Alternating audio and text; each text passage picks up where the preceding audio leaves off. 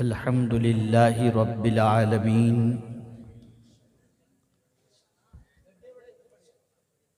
वल आक़िबतु लिल मुत्तक़ीन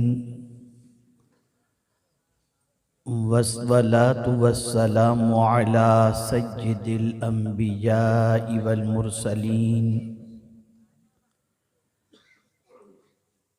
व अला आलिहि व अस्हाबिहि तय्यिबीन अत्ताहिरीन अम्मा बाद फ़अऊज़ु बिल्लाहि मिनश शैतानिर रजीम बिस्मिल्लाहिर रहमानिर रहीम आमनर रसूलु बिमा उन्ज़िल इलैहि मिर रब्बिही वल मुअमिनून सदक़ल्लाहुल अज़ीम। मक़दूम गिरामी वक़ार काबिल सद इफ्तिखार हज़रत सैयद मोइनुद्दीन बाबा मद्दज़िल्लहुल आली व दिगर सादात किराम उलमाए ज़वील एहतराम हाज़िरीन बज़्म अस्सलामु अलैकुम व रहमतुल्लाहि व बरकातुहू। मेरे प्यारे आका सल्लल्लाहु तआला अलैहि वसल्लम के प्यारे दीवानों, आये करीमा के जिस हिस्से की तिलावत का मैंने शर्फ हासिल किया उससे मुताल्लिक कुछ मारूज़ात पेश करने से पहले आकाए करीम रऊफ़ुर रहीम अलैहि तहिय्यतु व तस्लीम की बारगाह बेकस पनाह में जिस तरीक़े से मैं पढ़ाऊँ उसी तरीक़े से पढ़ने की सआदत हासिल करें। अस्सलातु वस्सलामु अलैका या रसूल अल्लाह, अस्सलातु वस्सलामु अलैका या हबीब अल्लाह, अस्सलातु वस्सलामु अलैका या नबी अल्लाह, अस्सलातु वस्सलामु अलैका या नूर अल्लाह, व अला आलिका व अस्हाबिका या हबीब अल्लाह सल्लल्लाहु तआला अलैहि वसल्लम। मैं दिल की अता गहराइयों से सुन्नी हुसैनी फाउंडेशन के जिम्मेदारान और जुमला मुताल्लिकीन मुआविनीन और सुन्नी दावत इस्लामी के जुमला मुबल्लिगीन और आज सनद क़िरत हासिल करने वाले जुमला क़ुर्रा को दिल की अता गहराइयों से हदिया तबरीक पेश करता हूँ और दुआ करता हूँ कि अल्लाह ताला खिदमत कुरान हमसे ज़िंदगी भर तक लेता रहे और हमें अल्लाह की किताब के हुकूक को सही तौर पर अदा करने की तौफीक नसीब फरमाए। मेरे प्यारे आका सल्लल्लाहु तआला अलैहि वसल्लम के प्यारे दीवानों, परवरदिगार जल्ल जलालहू ने जिस तरीके से बहुत सारे हुकूक हमारे ज़िम्मे रखे हैं, उन हुकूक की अगर सही मानों में अदायगी न हो तो इंदल्लाह व इंदर रसूल मुआखज़ा भी होगा और हुकूक की अदायगी सही तौर पर न करने की बुनियाद पर नुकसान और ख़सारा भी उठाना पड़ेगा। मिसाल के तौर पर अक्सर आप खिताबात सुनते हैं तो उसमें ये ज़रूर सुनते हैं कि माँ बाप का हक़ अदा न करने वाले के लिए अल्लाह ने ये फरमाया, उसके रसूल सल्लल्लाहु अलैहि वसल्लम ने ये फरमाया। ऐसे ही वालिदैन अगर बच्चों के हुकूक अदा न करें और वो बच्चे बिगड़ जाएं तो क़यामत में उनके सिलसिले में भी मुआख़ज़ा होगा। उस्ताद के हुकूक हैं, माँ बाप के हुकूक हैं, शेख के हुकूक हैं, औलाद के हुकूक हैं, भाई बहनों के हुकूक हैं। ये सारे हुकूक अल्लाह अज़्ज़ व जल्ल ने मुतअय्यन फरमाए हैं, उसके रसूल सल्लल्लाहु अलैहि वसल्लम ने मुतअय्यन फरमाए हैं। और हुस्न इत्तेफाक, हर बाप अपने बिगड़े हुए बेटे को अपना हक याद दिलाता है कि बेटा तुझे नहीं मालूम मेरा हक क्या है। जरा सी बदतमीजी किया तो बाप डांटता हुआ नजर आएगा, तुझे बेअदबी की सजा मिलेगी, माँ डांटती हुई नजर आएगी।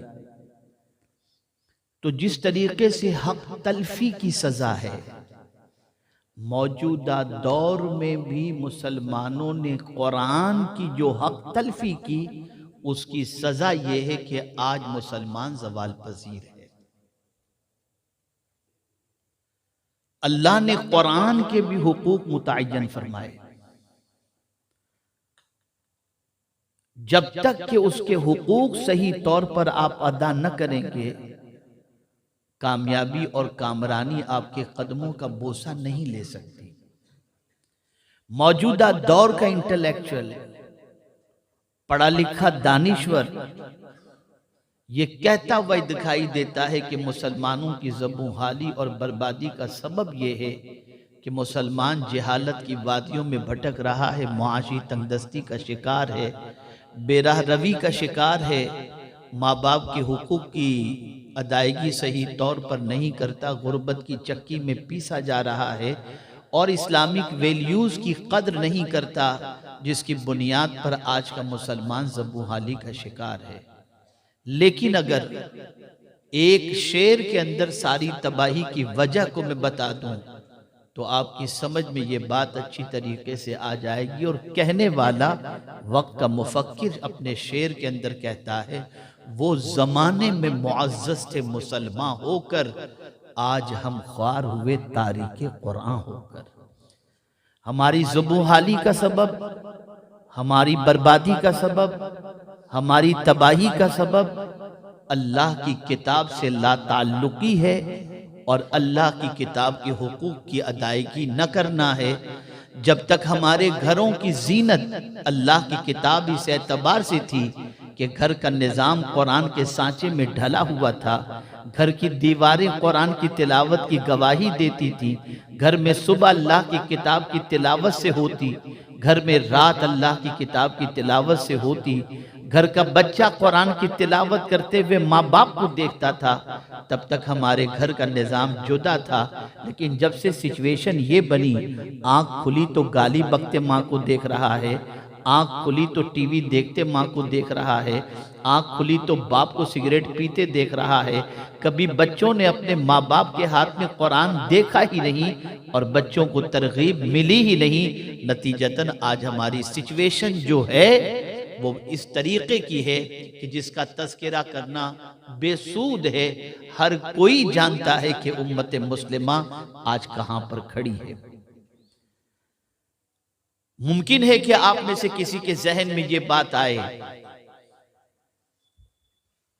कि कुरान के हुकूक क्या है, जरा आज हम जान लें, ताकि कुरान की हक तलफी न हो और कुरान के हुकूक को हम सही तौर पर अदा करके अल्लाह और उसके रसूल जल्ल जलालुहु व सल्लल्लाहु अलैहि वसल्लम की बारगाह में सुरखरुई हासिल कर सकें। मेरे प्यारे आका सल्लल्लाहु तआला अलैहि वसल्लम के प्यारे दीवानों, सबसे पहला हक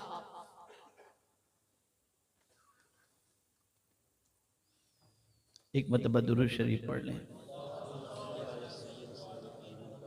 अल्लाहुम्मा सल्ली अला सय्यिदिना व मौलाना मुहम्मदिन मअदनिल जूद वल करम व आलिहि व अस्हाबिहि व बारिक व सल्लिम सलातम व सलामन अलैका या सय्यदी या रसूल अल्लाह सल्लल्लाहु तआला अलैहि वसल्लम। सबसे पहला हक कुरान का क्या है?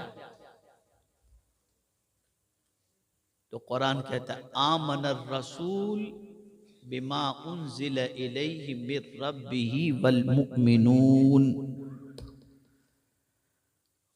जो कुछ रसूल आजम सल्लल्लाहु ताला अलैहि वसल्लम पर अल्लाह की तरफ से नाजिल हुआ, उस पर अल्लाह के रसूल भी ईमान लाए और मोमिनीन भी ईमान लाए। तो अल्लाह की किताब का पहला हक ये है कि इस पर ईमान लाओ कि ये किसी इंसान की किताब नहीं, ये अल्लाह की किताब है। ये यकीन रखो, ये ईमान रखो।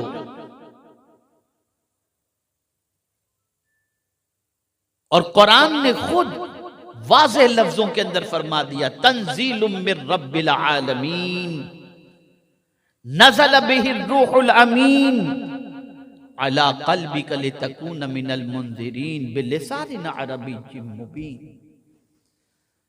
अगर आप कुरान के बारे में जानना चाहते हो कि ये किताब आई कहां से, तो कुरान खुद अपना इंट्रोडक्शन करा रहा है कि ये किताब किसी घर में बैठ करके चंद लोगों ने बैठ करके नहीं लिखी, बल्कि ये किताब तंजीलुम मिर रब्बिल आलमीन, ये सारे जहां के पालनहार की तरफ से नाजिल होने वाली किताब है। फिर ये कैसे नाजिल हुई? नज़ल बिहिर रूहुल अमीन, अल्लाहु अकबर।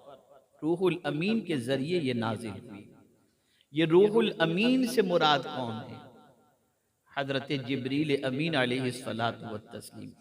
अब आप देखें, हजरत इसराफील को अमीन नहीं कहा जाता, हजरत मीकाईल को अमीन नहीं कहा जाता, हजरत इज़राइल को अमीन नहीं कहा जाता, लेकिन जब बात हजरत जिब्रील की आती है तो फौरन दुनिया कहती है जिब्रील अमीन।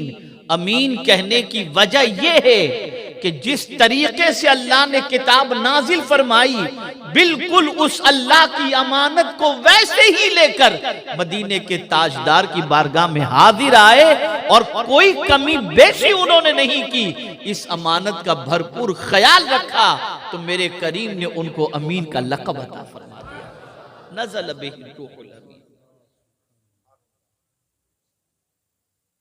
ऐ रसूल आज़म सल्लल्लाहु अलैहि वसल्लम के दीवानों, मेरे करीम के इल्म में ये बात है कि दुनिया तरक्की करेगी, मॉडर्न टेक्नोलॉजी आगे बढ़ेगी, दुनिया तरक्की की शाहराह पर गामजन होंगी, लेकिन उस वक्त के लिए भी ये नहीं कि 1500 साल 1450 साल पहले दानिश्वरों से सिर्फ कहा गया हो, बल्कि कुरान का चैलेंज कयामत तक के लिए अल्लाह ने रखा कि चाहे 1000 तरक्की कर लो, 1000 कामयाबी की मंजिलों को तय कर लो, लेकिन तुम्हारी तरक्की उस मकाम तक नहीं पहुंच सकती जो अल्लाह की किताब का मकाम है।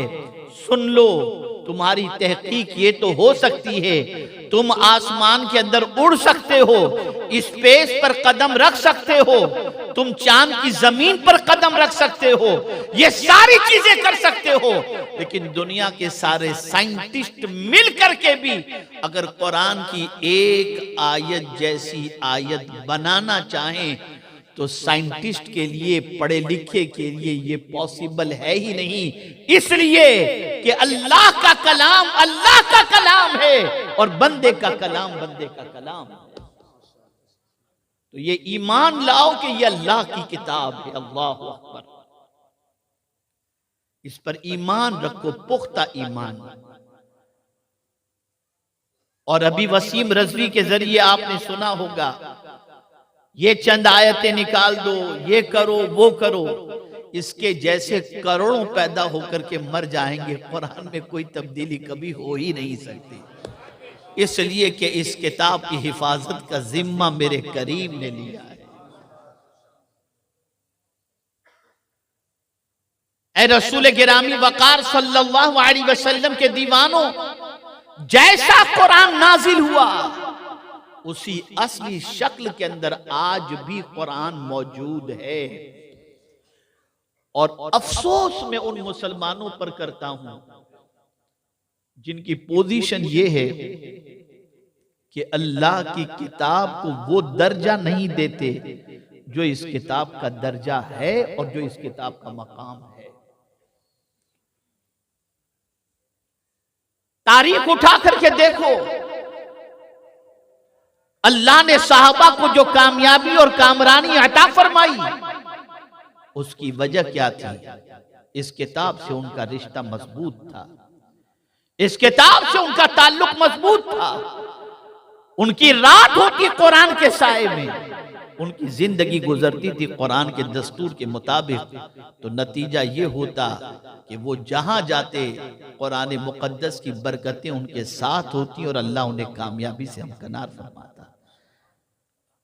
तो कुरान का पहला हक ये है कि इस पर ईमान लाया जाए कि ये अल्लाह की किताब है और इसमें जो कुछ भी है, यानी एक एक हर्फ और एक एक नुक्ते पर कि ये अल्लाह की किताब है, इस पर ईमान लाना जरूरी है। ये नहीं कि अफतुमिनून बिबादिल किताब व तकफुरून बिबाद, चंद आयतों के बारे में आप जो है ईमान लाएं और चंद आयतों का इनकार करें। ऐसा ईमान नहीं, कुरान चाहता है इसके एक एक नुक्ते पर तुम्हारा ईमान होना चाहिए कि ये सब कुछ अल्लाह रब्बुल इज्जत जल्ल जलालहू की तरफ से है। तो इस किताब का पहला हक, इस पर ईमान लाओ, जम जाओ इसके ऊपर। इस किताब जैसी कोई किताब है ही नहीं, और दुनिया के सारे पढ़े लिखे मिल करके भी इस किताब की एक आयत जैसी आयत बनाना चाहें मुहाल है, नामुमकिन है, कर ही नहीं सकते, इसलिए कि ये किताब मेरे करीम की किताब है।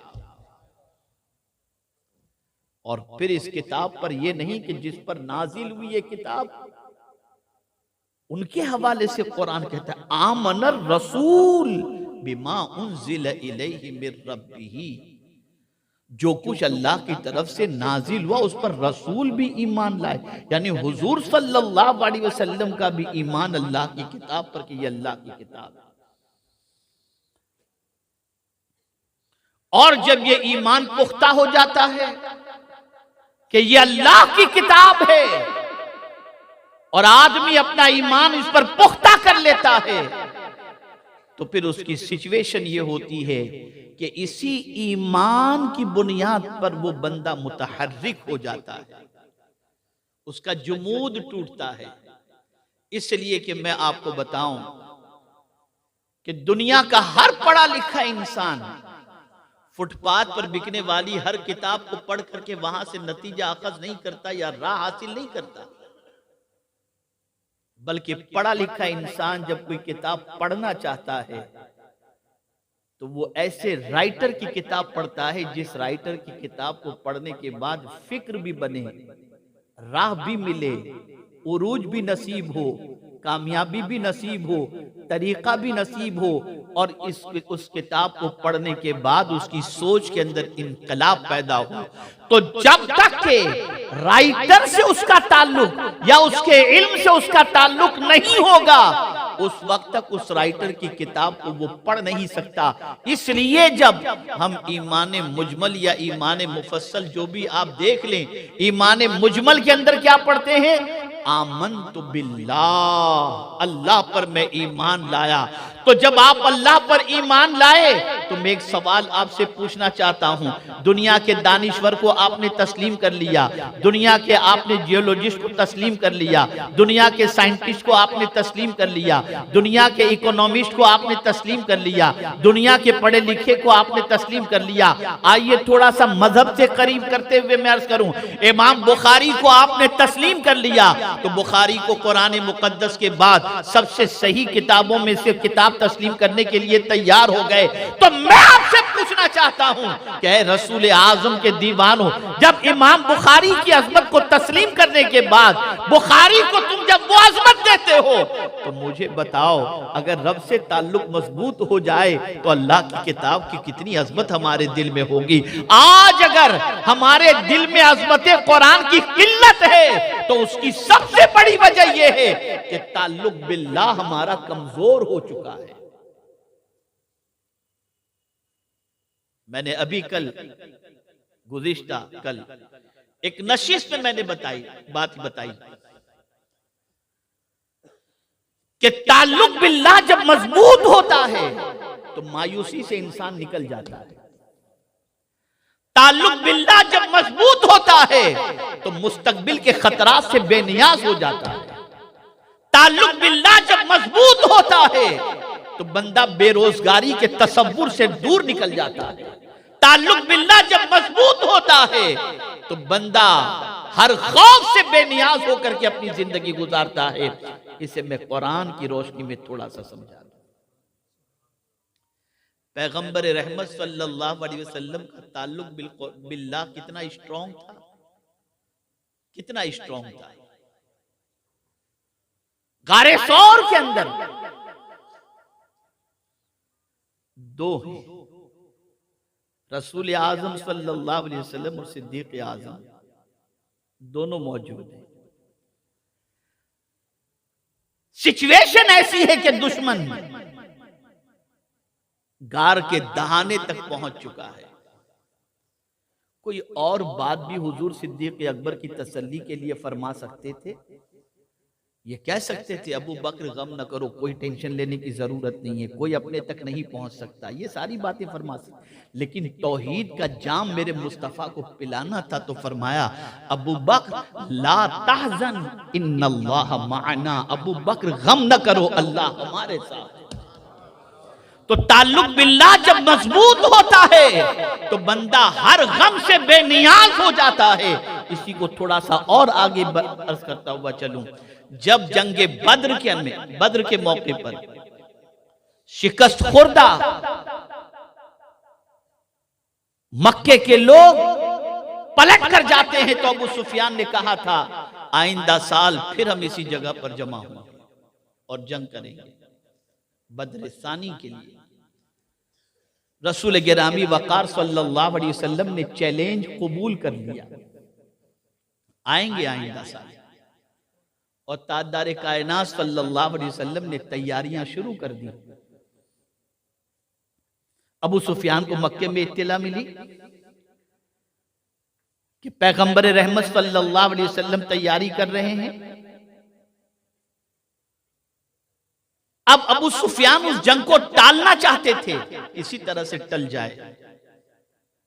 और डर भी था कि रसूल आजम सल्लल्लाहु अलैहि वसल्लम से जंग करेंगे, अभी वो आगोश इस्लाम में कदम नहीं रखे थे, तो सोचते हैं कि जंग करेंगे तो वापस शिकस्त न हो जाए, लेकिन जग हंसाई न हो, जग हंसाई न हो, उसके लिए कोई तो हरबा इस्तेमाल करना पड़ेगा।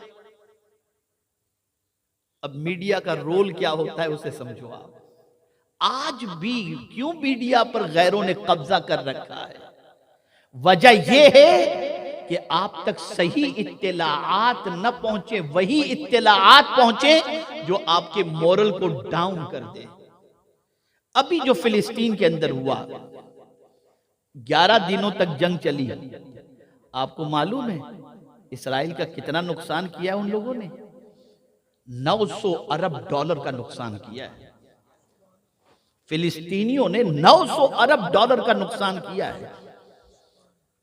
लेकिन मीडिया में क्या बताया जा रहा था? सोशल मीडिया पर आप देखें, फिलिस्तीन के बच्चे रो रहे हैं, इमारतें गिर रही हैं, ये सारी चीजें, ताकि मुसलमान बिल्कुल दब जाए, मोरल डाउन हो जाए। मैं कहता हूं अगर जंग में इसराइल को फतह नसीब हुई तो फिर नितिन याहू को क्यों जाना पड़ा और मोसाद के चीफ को रिजाइन क्यों देना पड़ा? मीडिया आज जितना भी है सब आपको जो दिखाता है वो सही नहीं। मैं आपको कुरान की रोशनी में समझा रहा हूं ताकि आप समझ सकें। तो अबू सुफियान ने देखा कि सिचुएशन बड़ी वर्स्ट है और जंग के अंदर अगर हम गए तो शिकस्त हमारा मुकद्दर बन जाएगी। तो मदीने शरीफ से एक साहब मक्का मुकर्रमा आए हुए थे। अबू सुफियान ने उनसे मीडिया का रोल प्ले करने के लिए कहा। उनसे उन्होंने कहा कि देखो मैं तुम्हें एक खतीर रकम देता हूं और तुम एक काम करो, जब तुम मदीने शरीफ वापस लौटो ना तो जा करके तुम मदीने के एक एक सहाबी के घर के दरवाजे पर जाकर के एक एक सहाबी से कांटेक्ट करना और उनसे कहना कि अबू सुफियान ने बहुत बड़ी फौज तैयार कर रखी है, तुम लोग मुकाबला नहीं कर सकते, इसलिए जाने का इरादा तर्क कर। कुरान कह रहा है, मैं आपको समझा रहा हूं। वो शख्स मदीने मुनव्वरा पहुंचे और पहुंचने के बाद एक एक साहब से, अबू सुफियान ने बड़ी फौज तैयार कर रखी है, अबू सुफियान ने बड़ी फौज तैयार कर रखी है। कुरान कहता है अन्नन्नास क़द जमऊ लकुम फख्शौ, कि बेशक उन लोगों ने बड़ी फौज तैयार कर रखी है, फख्शौहुम, उनसे डरो। तवज्जो चाहूंगा, ये प्रोपेगेंडा है। बड़ी फौज तैयार कर रखी है, उनसे डरो।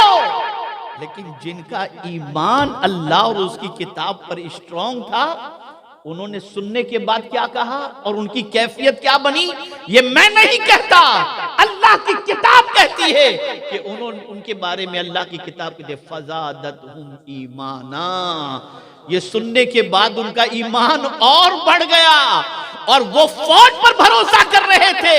और कुरान कहता है वक़ालू हस्बुनल्लाहु व निअमल वकील, सहाबा ने कहा अल्लाह हमारे लिए काफी है और बेहतरीन कारसाज है। तो ताल्लुक बिल्लाह जब स्ट्रांग हो तो बंदा डरा नहीं करता। हम उस रब की बारगाह में सर झुकाते हैं जो रब हय्यो कय्यूम है। इसीलिए जब भरोसा करने की अल्लाह पर बात आती है तो कुरान कहता है मरने वालों पर क्या भरोसा करते हो, दुनिया से जाने वालों पर क्या भरोसा करते हो, और गढ़ के लोगों पर क्या भरोसा करते हो, सरमाए पर क्या भरोसा करते हो। अगर भरोसा करना है तो उस जात पर करो, वतवक्कल अलल हय्यिल्लज़ी ला यमूत, उस रब पर भरोसा करो जो हमेशा से जिंदा है और हमेशा रहेगा और कभी उसे मौत आने वाली ही नहीं है। उस रब पर भरोसा करो।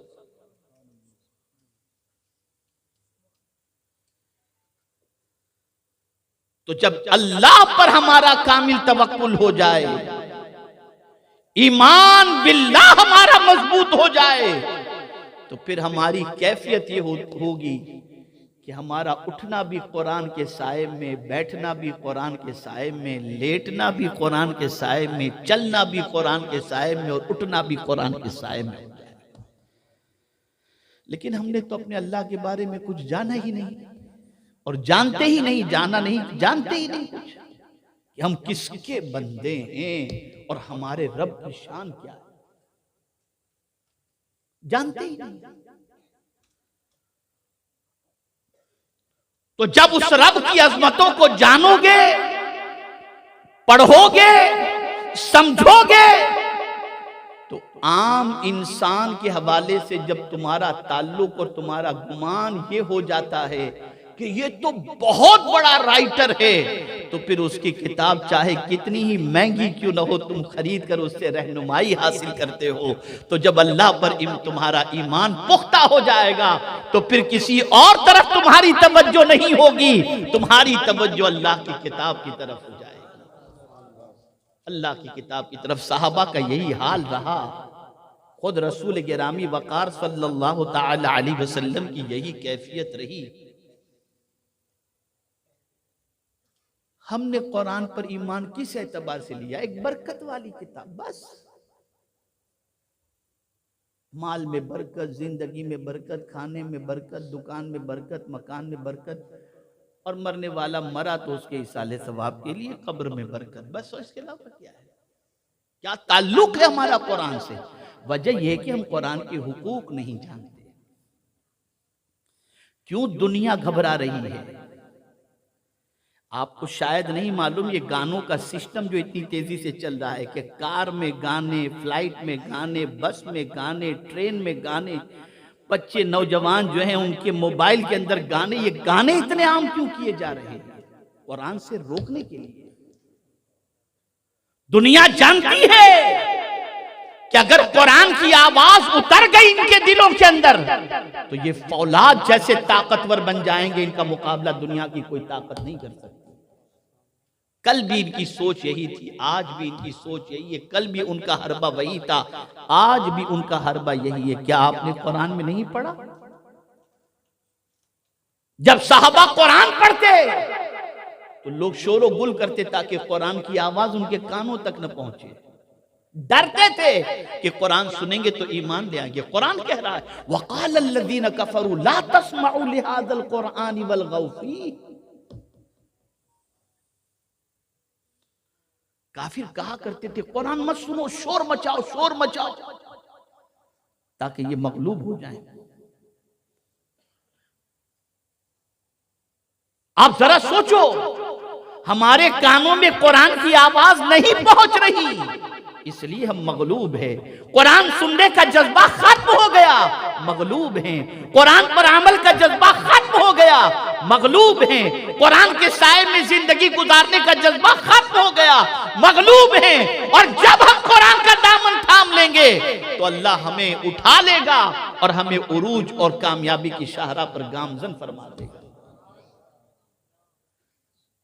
तो पहला हक इस किताब का यह है कि इस पर ईमान लाओ कि यह अल्लाह की किताब है और इस जैसी कोई किताब है ही नहीं, कोई नहीं। और फिर इस किताब की शान क्या है? तुम्हें कोई रास्ता चाहिए ना। आज मुसलमान कह रहा है कि हमें कोई रास्ता नहीं दिखाई देता, क्या करें? कोई पॉलिटिशियन कहता है ऐसा करो, कोई साइंटिस्ट कहता है ऐसा करो, कोई बिजनेसमैन कहता है ऐसा करो, कोई क्या कहता है, कोई क्या कहता है। तो हो सकता है बताने वाले का रास्ता सीधा भी हो और टेढ़ा भी हो, लेकिन अगर आपको ऐसा रास्ता चलना है जो बिल्कुल सीधा रास्ता हो और जिस रास्ते पर चलने के बाद आप मंजिल मकसूद को पहुंच जाओ, तो कुरान से पूछते हैं कि भाई वो रास्ता जरा है कुरान तू ही बता दे। तो कुरान अपना तारुफ कराता है, इन्ना हादल कुरान यहदी लिल्लती हिया अक़वम, कि बेशक ये कुरान सबसे सीधा रास्ता दिखाने वाली किताब है।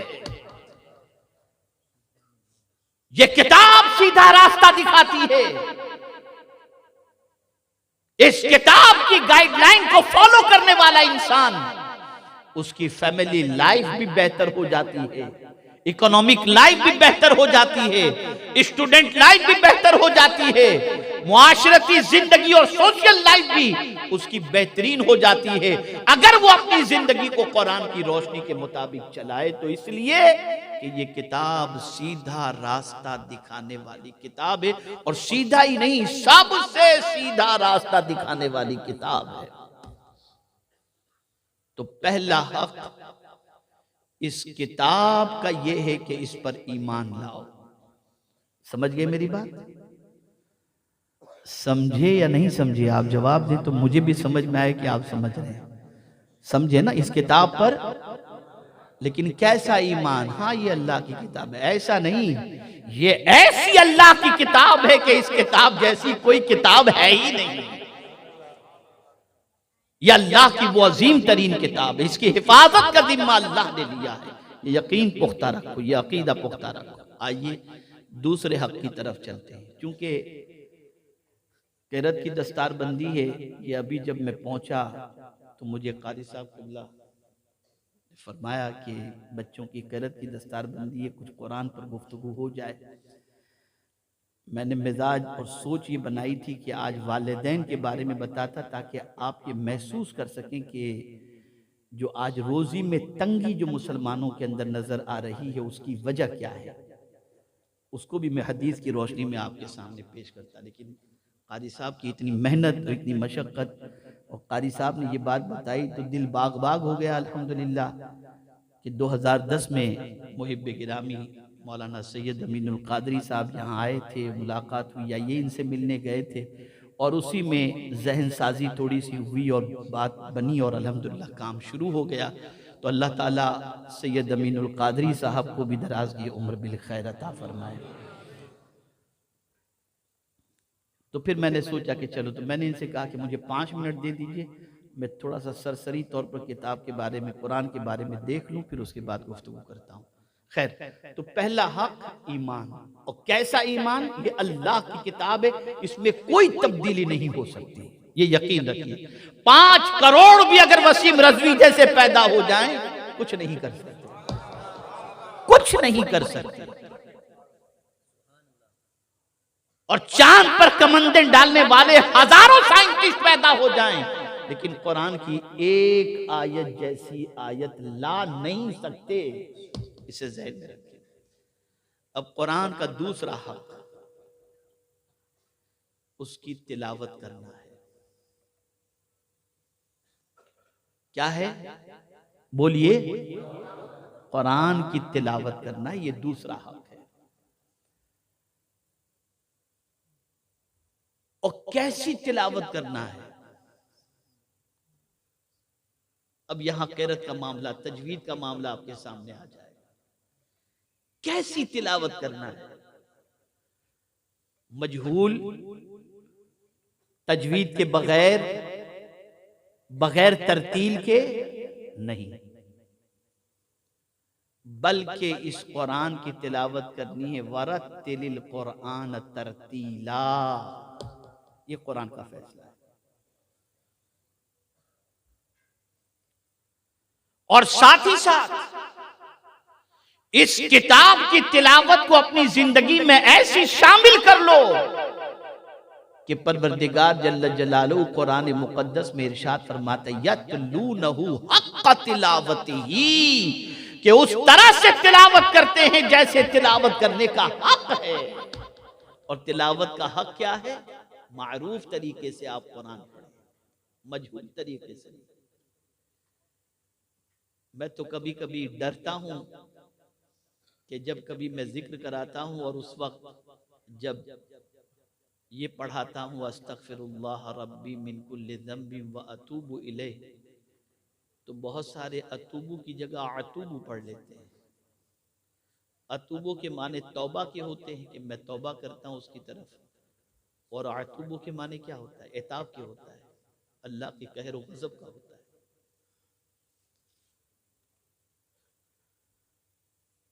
मुबारकबाद के मुस्तहिक हैं वो बच्चे जिन्होंने क़िरात का कोर्स कंप्लीट किया।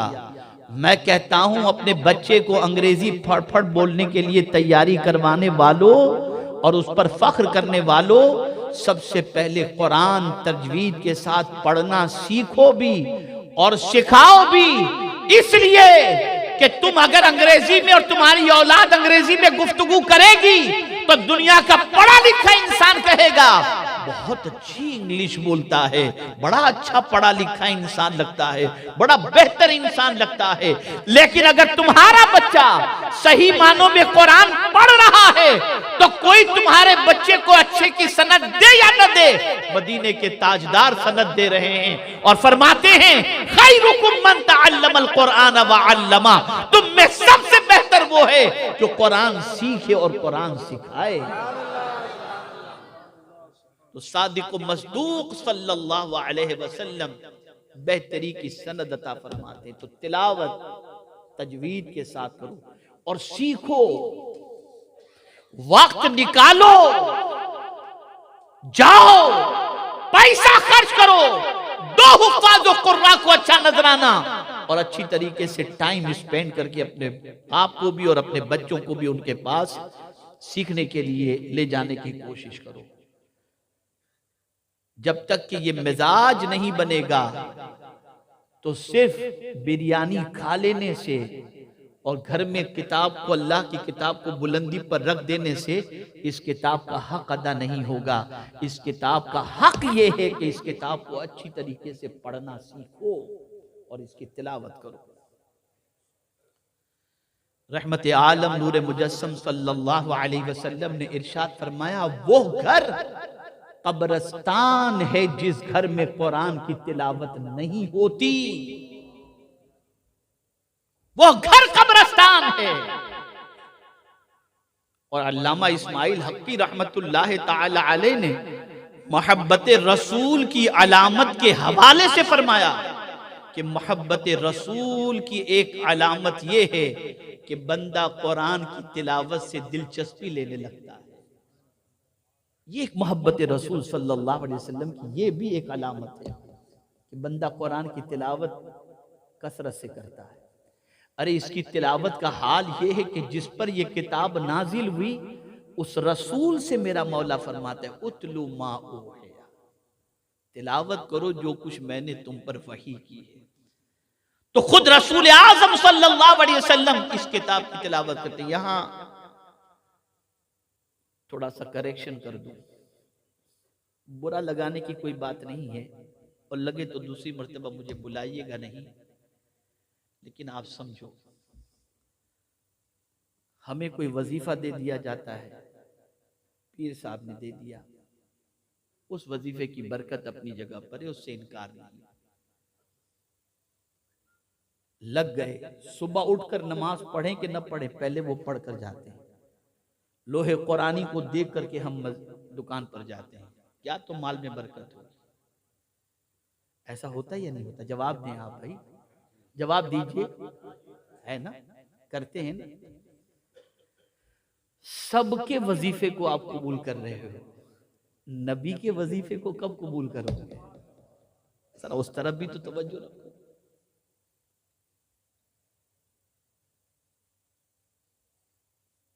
उस वजीफे को कब अपनाओगे?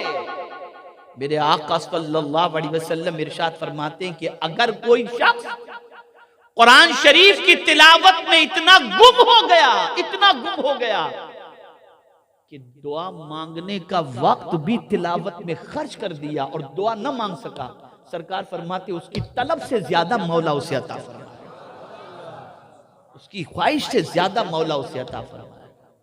ये कुरान की तिलावत।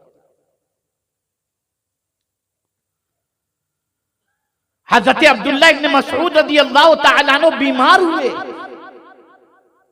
जामिउल कुरान कामिलुल हया वल ईमान मुजहिद जैशिल उसरत फी दिदर रहमान सय्यदना उस्मान इब्न अफ़्फ़ान रदियल्लाहु तआला अन्हु पहुंचे इयादत के लिए।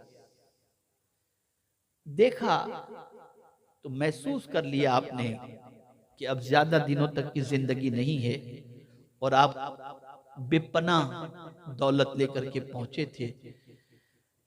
इरशाद फरमाया अब्दुल्ला ये तुम्हारे पास रखो, तुम्हें कुछ हो गया तो तुम्हारी बच्चियां हैं, उन्हें ये रकम काम आएगी, उन्हें ये रकम काम आएगी। बीमार हजरत अब्दुल्ला इब्न मसऊद रदियल्लाहु ताला अन्हु उठ करके बैठ गए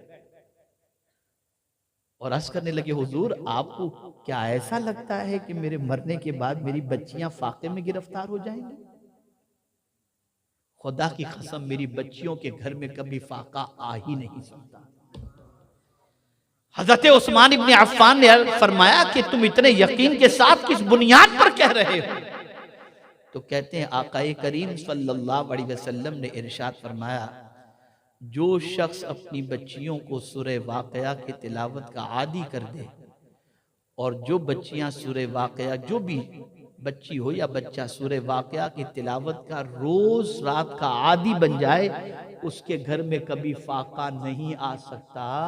मैंने अपनी बच्चियों को सूरह वाक़या याद करा दी है और मेरी बच्चियां रोजाना सूरह वाक़या की तिलावत करती हैं। मेरी बच्चियों को कभी फाका नहीं। बेटा बैठ जाओ, बैठ जाओ, एक मरतबा दुरूद शरीफ पढ़े। अल्लाहुम्मा सल्ली अला सय्यिदिना व मौलाना मुहम्मद मअदिनिल जूद वल करम व आलिहि व अस्हाबी व बारिक वसल्लम। तो कुरान शरीफ की तिलावत करना ये इसका दूसरा हक है। मैं आपसे एक सवाल पूछना चाहता हूं, जितना व्हाट्सएप को आप चेक करते हो, जितना अखबार ऊपर से लेकर नीचे तक और पूरा पढ़ डालते हो, रोजाना आप एनडीटीवी और जी टीवी और एबीपी टीवी पे जाकर के न्यूज जितना देखते हो, आप थोड़ा सा याद करो कि आखिरी मर्तबा कुरान की तिलावत आपने कब की थी? याद करो, कब आपने कुरान खोला था आखिरी मर्तबा, जरा उसको याद करो। और दूसरे एंगल से मैं आपसे सवाल पूछता हूं कि आप में से कितने ऐसे हैं जिनको कुरान पढ़ना आता है?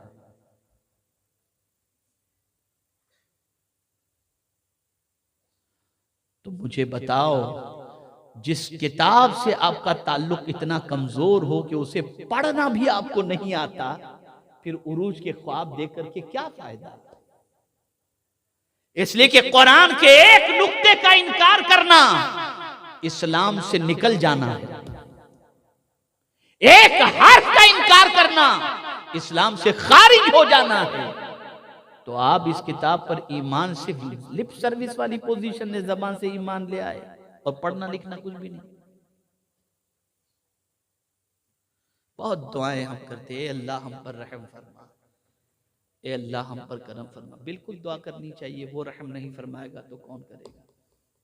लेकिन उसने एक जगह कहा कि तुम न मांगो मुझसे, चुप रहो खाली।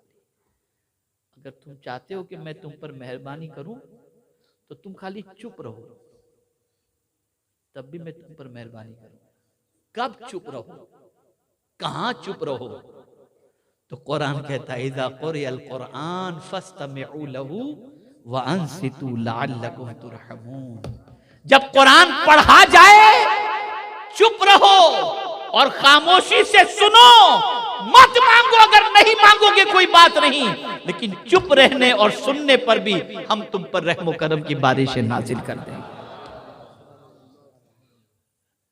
जिस कौम की सिचुएशन ऐसी हो कि कुरान सुनना भी अच्छा न लगता हो, पढ़ना भी अच्छा न लगता हो, वो कौम उरूज की शाहरा पर कैसे गामजन हो सकती है? तो कुरान की तिलावत ये इसका दूसरा हक है।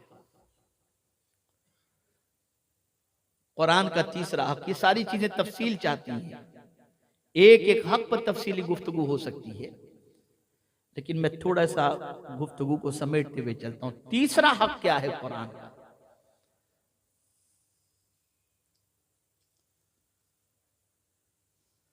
कुरान शरीफ का तीसरा हक ये है कि इस पर अमल करो।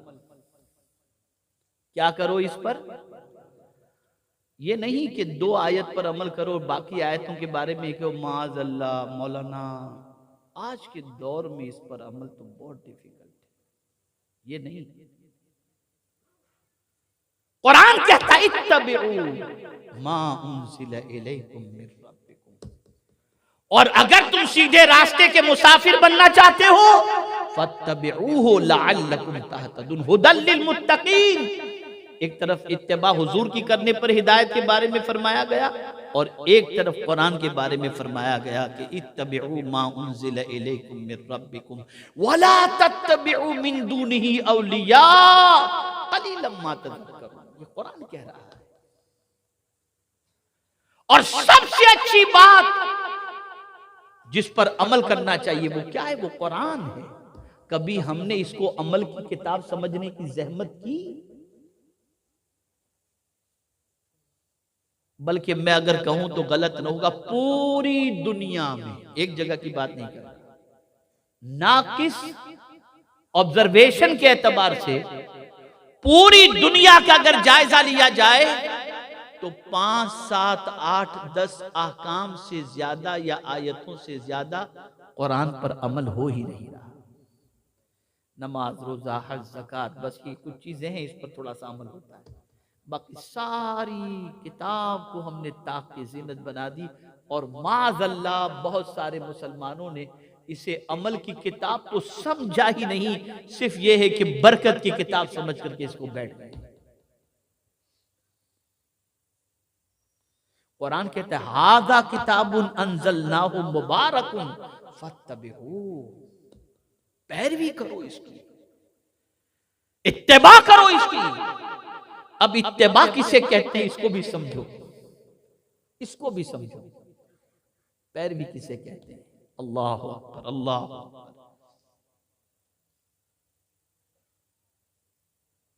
ताजदार करबला इमाम अली मकाम अला जद्दिही व अलैहि सलातु वस्सलाम सवारी पर सवार होकर मदीने की गली से गुजर रहे थे। चंद गरीब नादार लोग गली के किनारे बैठ करके खा रहे थे। उन्होंने ताजदार करबला को देखा तो अर्ज करने लगे, हुजूर आप भी हमारे साथ तशरीफ लाए। कभी गरीब कहता है ना, कहा उन्होंने। इमाम हुसैन सवारी से उतरे, उन लोगों के साथ बैठकर खाए, खा करके फिर सवारी पर बैठे तो आंखों से आंसू जारी थे।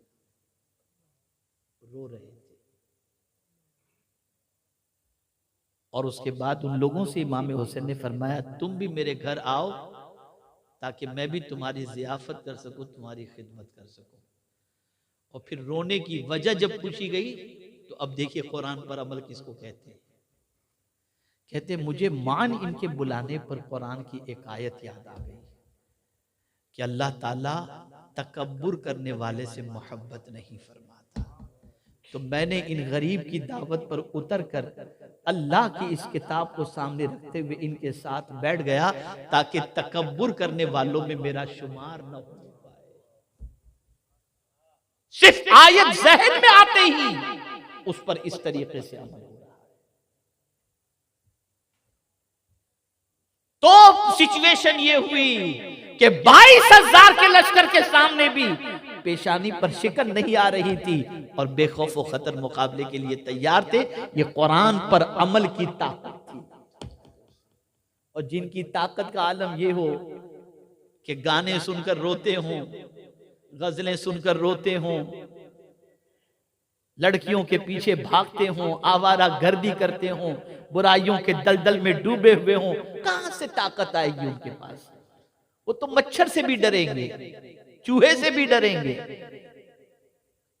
कहां से आएगी ताकत? ताकत अगर कोई किताब दे सकती है तो वो अल्लाह की किताब ताकत दे सकती है।